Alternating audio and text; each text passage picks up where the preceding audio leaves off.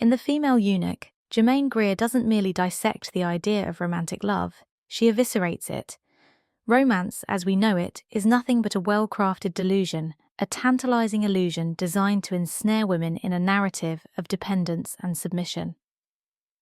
Greer famously states that the only thing a woman is expected to be good at is loving, and that is the one subject she is never taught. The real tragedy, Greer argues, is that women are not simply passive victims of this fantasy. They actively seek it, crave it, and have been conditioned to believe it's their salvation. The myth of romantic love is the most insidious lie that patriarchy has ever told, and women have eagerly consumed this deception for generations. From the fairy tales read to little girls to the modern-day media blitz of romantic comedies, women are repeatedly taught that love is their ultimate fulfillment, their grand purpose. Greer argues that this narrative is a betrayal of women's potential. She writes that we are taught to believe that our lives are meaningless without a man to define them. This conditioning positions women as passive characters in their own lives, waiting for a man to assign them value and purpose, reinforcing the belief that their identities are incomplete without romantic attachment. The fantasy of romance, according to Greer, is constructed to serve men, not women. Love becomes a tool to reinforce the traditional power dynamics where men are the active agents, the pursuers, protectors, and providers, while women exist to be chosen, desired, and won. This narrative strips women of their agency, teaching them that their worth lies in their ability to attract and retain a man's attention. Greer captures this dynamic perfectly when she said that the woman who marries is expected to be everything for her husband, while he, in turn, is supposed to be everything for himself. This expectation extends into the realm of emotional labor, one of the most insidious forms of gendered exploitation.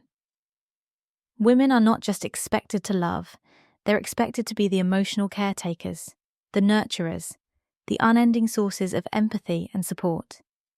They must soothe, comfort, and bear the emotional weight of the relationship, often at the expense of their own needs.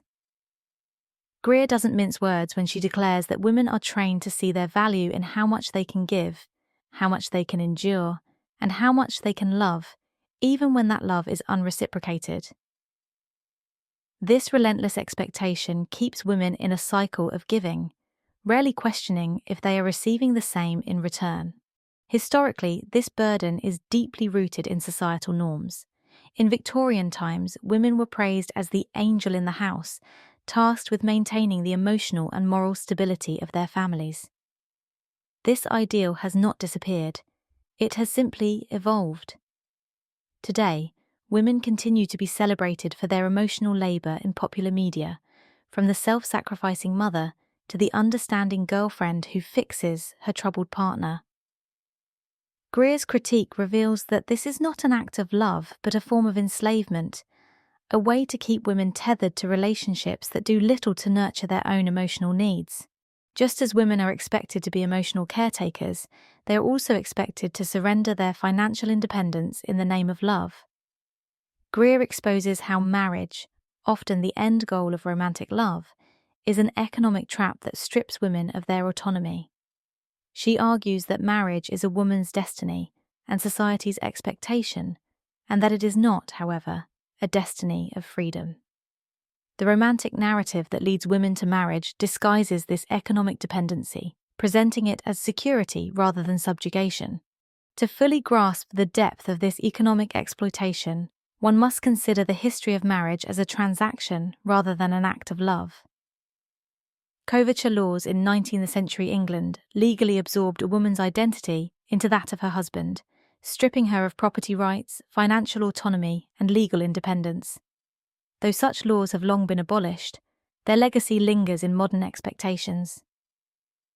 Even today, many women find themselves expected to abandon careers or ambitions for the sake of domestic duties, often becoming financially dependent on their husbands.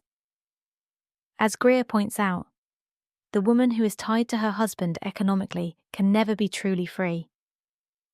The contemporary manifestation of this is seen in the second shift, where women are expected to manage both their careers and the majority of unpaid domestic work. Greer's voice rings loud and clear. Women's work is never done because it is unpaid and unacknowledged. The myth of romantic love ensures that women continue to bear this burden, often believing that their sacrifices are an expression of love, when in reality they are a means of maintaining their subjugation. One of the most damaging aspects of the romantic myth, Greer argues, is that it teaches women to accept less than they deserve. She laments that the saddest part of the female condition is that we are trained to settle for crumbs and call it a feast. Women are conditioned to lower their expectations, to be grateful for whatever scraps of affection or attention they receive from men, convinced that enduring hardships, disrespect, and emotional neglect is a sign of true love. The idea of the one is another trap. Greer attacks this belief, stating that the search for a perfect partner is the greatest con of all, for it keeps women in a state of perpetual longing and dissatisfaction. Women are led to believe that they must mould themselves into an ideal, hoping to be deemed worthy by a man. This idea not only keeps women in a cycle of yearning, but also reinforces the belief that they are incomplete without a man to validate them. Moreover, the myth of love doesn't just isolate women from themselves, it turns them against each other. Greer exposes how romantic love encourages competition among women for male attention, leading to rivalry rather than solidarity. She writes that the surest way to keep women powerless is to make them see each other as enemies rather than allies.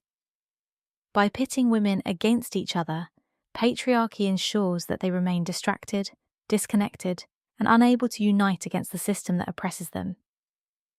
This competitive dynamic is evident in everything from beauty pageants to reality dating shows, where women are judged and ranked based on their ability to attract men. Even in daily life, women are conditioned to view each other as threats rather than potential allies, reinforcing the patriarchal belief that a woman's worth is tied to her ability to secure male validation. Greer doesn't waste time painting some utopian picture of love. She exposes the fantasy for what it is, a carefully constructed tool of control that chains women to ideals that rob them of autonomy, strength, and potential. In The Female Eunuch, she demands that women wake up to the reality that love, as society defines it, is just another means of enforcing their submission, an insidious method of maintaining patriarchal dominance. She doesn't offer a gentler, more palatable version of love to chase after.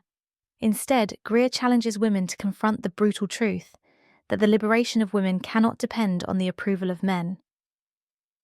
True freedom isn't about finding a softer, more equal love, it's about tearing down the lies that have kept women small.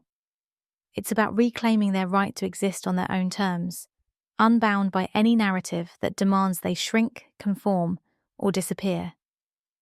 Greer's message isn't a gentle whisper, it's a deafening roar.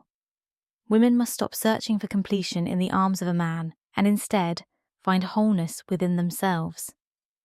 Real freedom is not about bending to fit into the mold that society has created for them, but about smashing that mold to pieces. Only by rejecting the myths that have kept them docile can women reclaim the unapologetic truth of who they are, whole, independent, and unbound by the constraints of a fantasy designed to keep them small.